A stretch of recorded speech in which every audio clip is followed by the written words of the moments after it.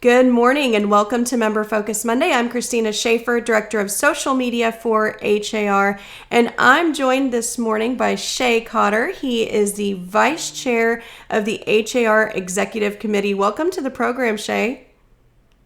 Thank you. Thanks for having me. I'm so excited that you're here with us. This is your first time on our program, and we're talking about a very important topic that I know you and I have seen quite a bit of chatter about lately. So, before we get into that, though, if you don't mind, could you tell us a little bit about yourself?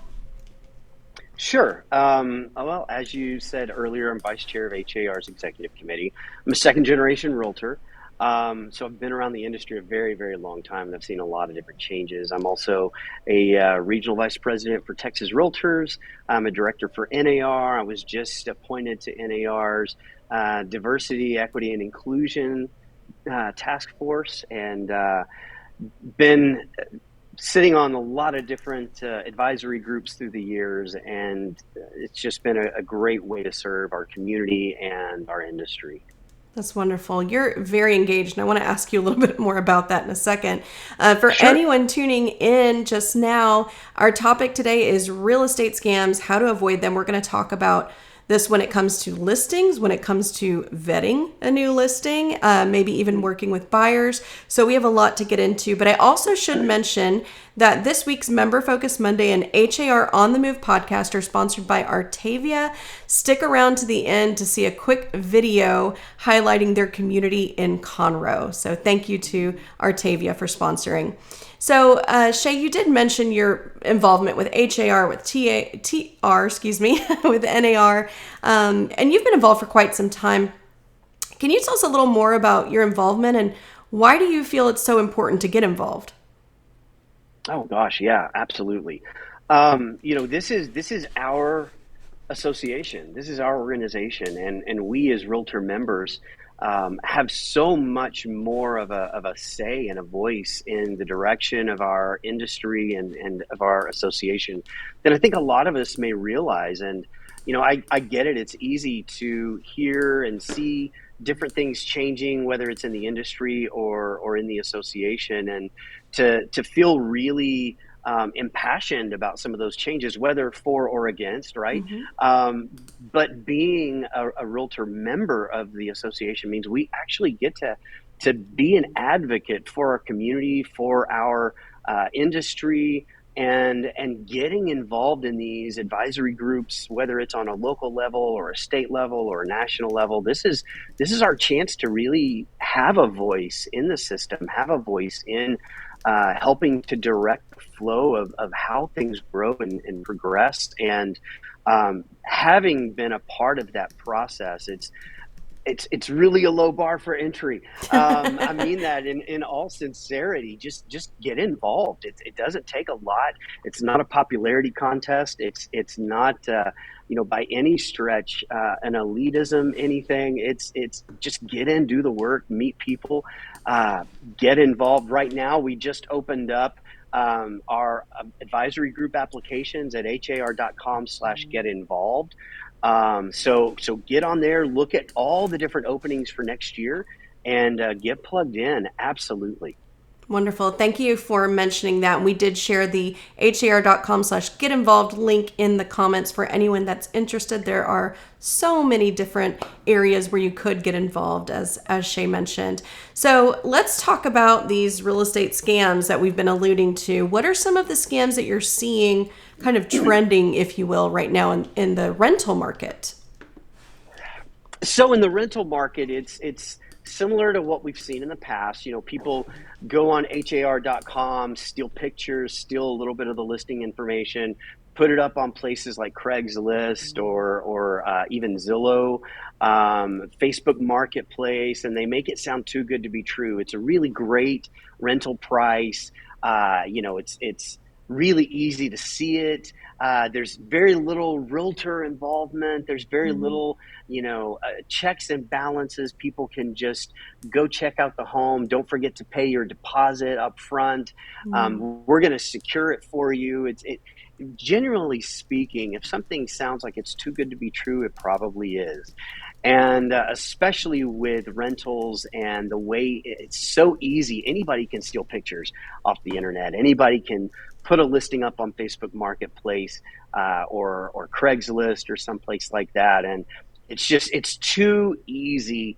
So you just kind of have to know. And I think one of the things up front that I try to tell consumers is trust your gut. I think too often, we don't trust our gut. But if you're seeing something where the price point seems ridiculously low and it's just such a great deal, or the realtor involved or the landlord involved just really wants to hurry up and rush this through, there's usually a reason. And reach out to a realtor, reach out to somebody that can help give some guidance, give some suggestions on how to vet these kinds of listings, on whether or not they're legitimate, because most of the time, if they are too good to be true, they're probably not going to be legitimate. And it's funny that you use those words, because that is the exact slogan of the a partnership that we have with Crime Stoppers. And we just shared har.com/tips in the comments. You can see more about our partnership with Crime Stoppers, in specifically in rental scams, because this is something that we see a lot of, and there's information in both English and Spanish. Because as you mentioned, they'll ask for that money up front, and if you don't know any better, if you're not working with a realtor, that's terrible for a consumer. You just lose all that money. So thank you for that, Shae. So let's talk about the Sure. resale market, and what are you seeing there?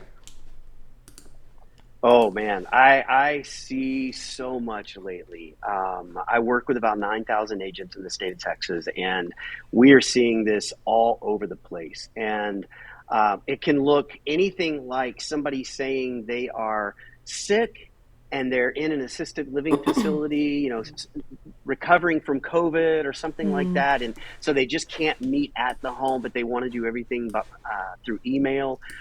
It can look like people saying that they live out of the state and they want to sell this property that they've held on to a long time. I've seen situations where, and I know that as realtors, we sometimes see situations where our realtor property record in MLS may not exactly synchronize with, for instance, Harris County Appraisal District. We know that sometimes there can be a slow lag time in getting some of those records revised as Mm-hmm. people buy and sell property. Um, but at the end of the day, if you see something that doesn't mesh together, if you see a difference in the property record in MLS and in the appraisal district, that's usually a sign to maybe take a step back and look and see why. Because people are filling out fraudulent deed claims, they're filing them online. I see this all the time where people download deeds, doctor it with Photoshop. It can be very, very hard to recognize, and you really need some assistance of people in title work, especially sometimes, to do some title searches and figure out exactly what's going on in some of these deed records, because sometimes it's very difficult to tell the difference. Sometimes you can vet things pretty easily. If a potential seller says, hey, I can't meet you at the property, but it's vacant, and I've got pictures I just had made that are professional. Here, take these. I'll email them to you. They're taking away all the work and making it look so easy to list a 1.5 million piece of property. But regardless of the price point, um, you might want to take a drive, Mm-hmm. because the house might not be vacant and it might not actually look like that. And that might be a really easy way to verify. Just simply doing the old fashioned work of knocking on a door, looking to see if it's actually vacant, surveying the property with your own eyes, getting out there. Sometimes it's the little things that these fraudulent sellers, and I put sellers in air quotes, but fraudulent sellers try to make it an easy thing for us so that we'll just jump at it. Mm-hmm. And it's those easy things that tend to, I think, give us the extra nudge to maybe, well, I don't need to just go by there today. I can go by there later when I put up the sign. And then you go by later and it's not vacant, and that's not the person who I talked to. And yeah. Do you find that, and maybe you don't know have the answer for this, but I'm just curious. Do you find that they tend to target maybe newer agents more, maybe a more seasoned agent would think twice, or is it really just everybody? We kind of jump to it if it seems too easy. It seems random. In one of the fraud cases I was chasing down a few weeks ago, I even spoke with an office in Collin County who had actually had this exact property I was dealing with listed last year. Hmm. And the fraudulent seller had contacted them about listing it this year. And it seems to be very random. They don't necessarily pick on the ones you would think they would pick on. So I think it's just an indication that we all need to be extra vigilant right now. Absolutely. Well, thank you for that. We had a couple questions come in. Anne Marie said there is an agent with a revoked license that I believe is running a scam, providing fraudulent documents to help people get approval to lease a property. Where would you report something like this? Mm.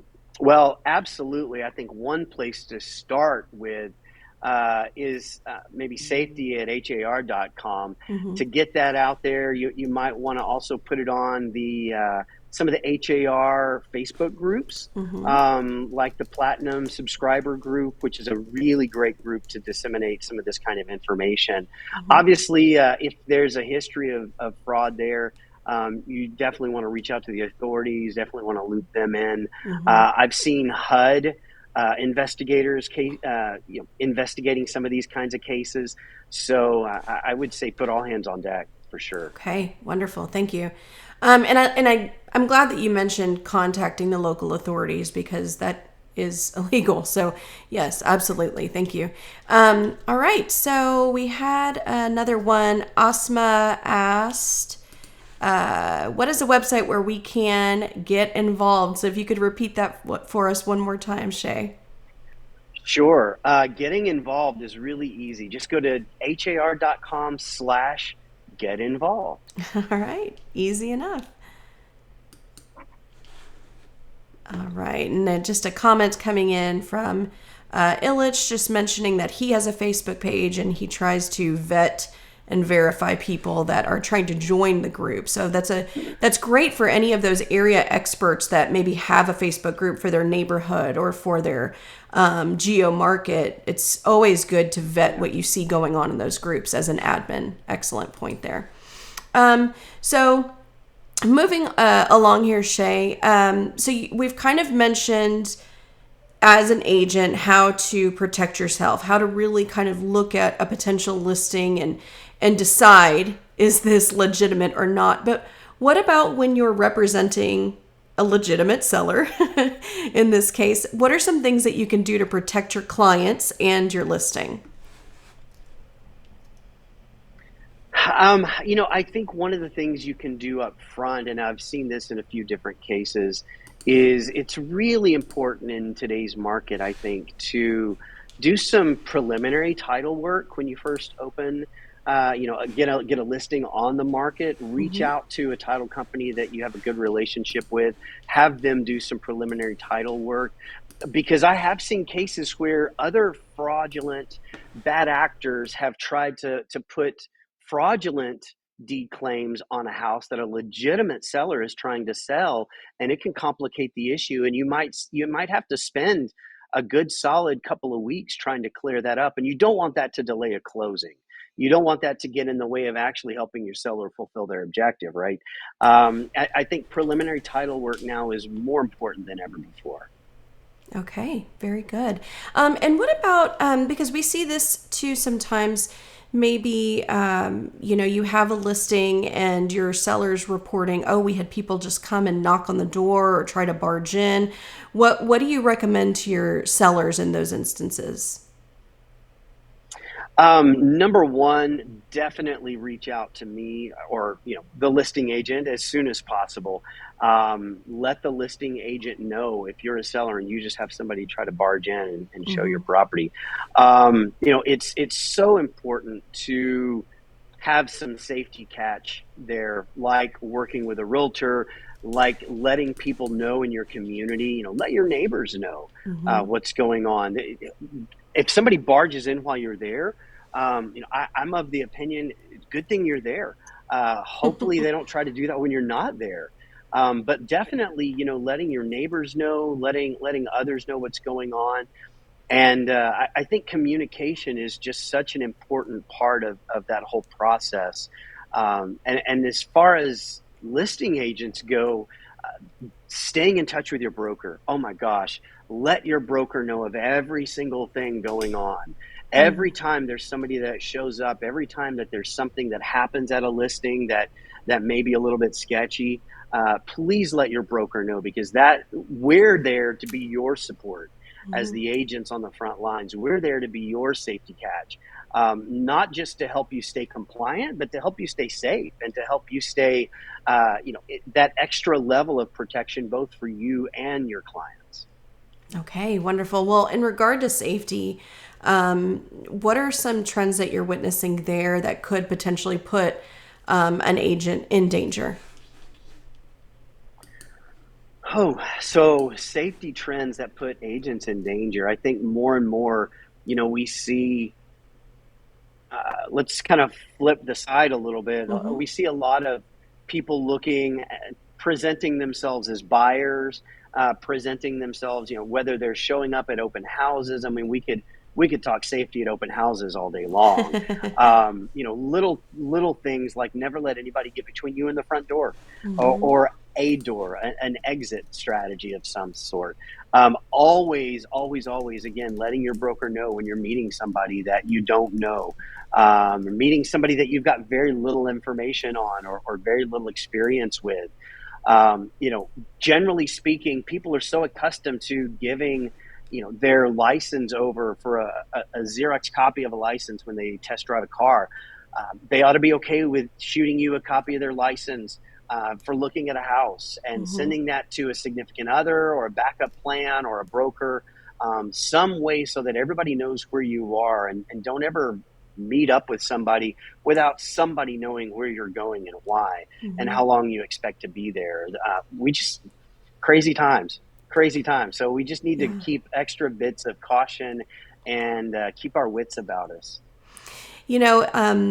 People might be wondering, we're talking about scams. Why are we bringing up safety? And I think the two can go hand in hand. You and I've both seen posts across social media of somebody trying to lure me to this house for a potential listing, or trying to lure me over here because they're a $3 million cash buyer, supposedly. Right. So, I mean, the two really go hand in hand. So it's important for members, realtors, to always think twice about what you're getting. And with that in mind, Shae, what can realtors do to protect themselves if they have a questionable email or text? So you already mentioned a couple things, maybe verify a driver's license. Is there anything else that they can do? Absolutely. Sometimes Google is your best friend. I had a situation just Thursday or Friday of this past week where an agent reached out and said, "Hey, I think somebody is sending me some questionable texts, and they say that they're going to be this great seller, but they talk about a property, and I looked them up, and it's not the same person." And doing a little bit of Googling further actually netted us the correct cell phone number for the person they were pretending to be, and we called Mm, that person and were able to verify that's not who they were. But I think Googling people, Googling addresses, obviously taking screenshots and having them on record somewhere, again, sending them to your broker, sending them to some person that you trust to kind of be your backup. Um, if there's ever a threat to your life or you ever mhm, worry for your life, guess what? Absolutely no commission is ever worth that. Just nope out of it. mhm, Don't sign up for it. If you have a gut check and that gut check says I'm not so sure about this one, then maybe pass on it. mhm. Yeah, wonderful. So you mentioned a couple things that they could do, contact authorities. We mentioned safety at har.com, notify your broker. Is there anywhere else that we should be notifying or letting somebody know, maybe other agents? Absolutely. Again, I think communication is so key.